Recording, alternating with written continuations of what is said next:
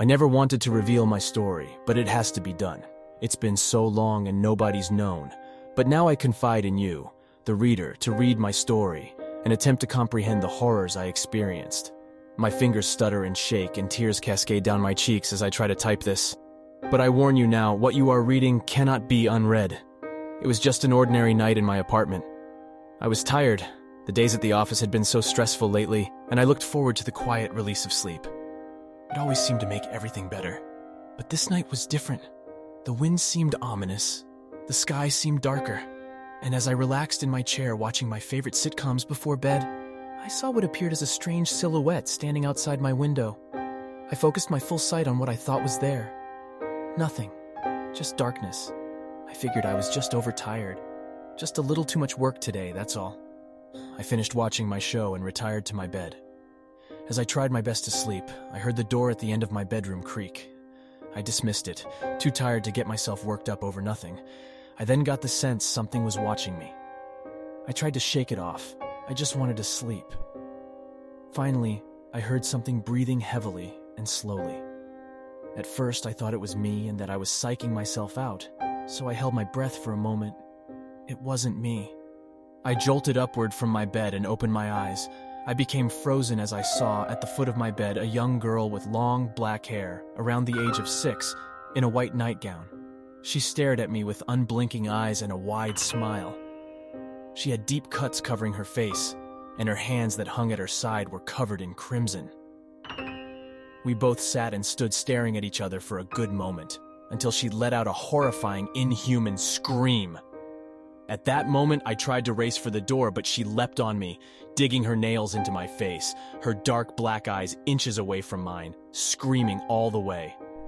The screaming became deafening, and I soon lost my balance and hit my head on the table next to my bed. I lost consciousness. I awoke in what appeared to be an empty basement. My clothes remained on, except for my shirt.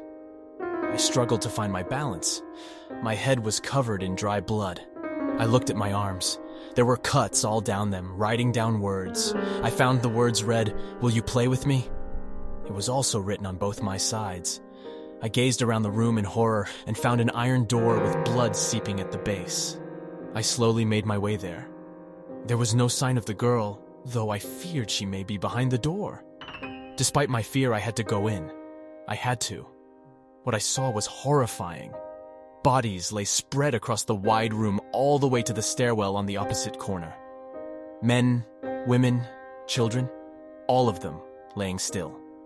Cuts on their arms and legs, similar to mine, read, "Will you play with me?" Except these victims had something I didn't have.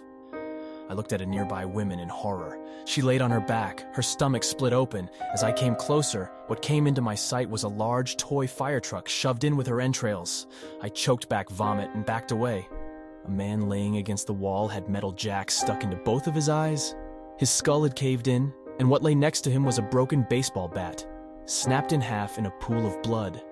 A young boy lay lifeless in the very middle. His mouth was wide open, and sticking out of it was the beginning of a toy car track. It had been shoved down his throat. His chest was cut open, and his heart lay next to his body. In place of his heart were the dismantled pieces of a doll.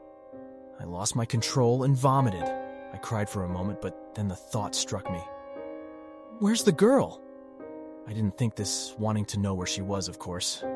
I thought it very briefly before noticing the stairwell that stood at the corner of the room. I started walking towards it, but then I stopped. Something behind me was breathing heavily. I turned around, and there stood the girl, after having stood in the corner and wait the entire time I was examining the bodies. She then said, in a high voice that pierced my ears with terror, "Will you play with me?" She began screaming. I turned to run away, but she was on me, knife-sharp nails driving into my back and my neck. I struggled, and eventually I threw her off of me and onto the ground.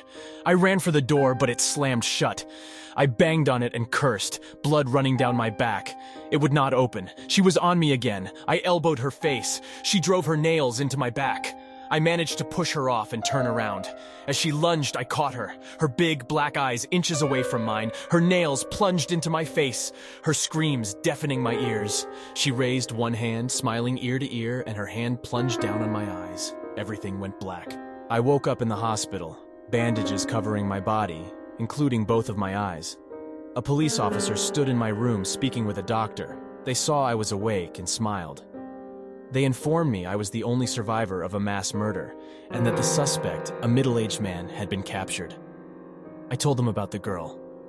They said no girl was found at the scene. They didn't believe me. They told me I should rest. 2 weeks passed, and I was cleared to leave. As I exited the hospital, permanently scarred on my arms, face, back, and sides, I passed the waiting room. It had some toys lying on the ground.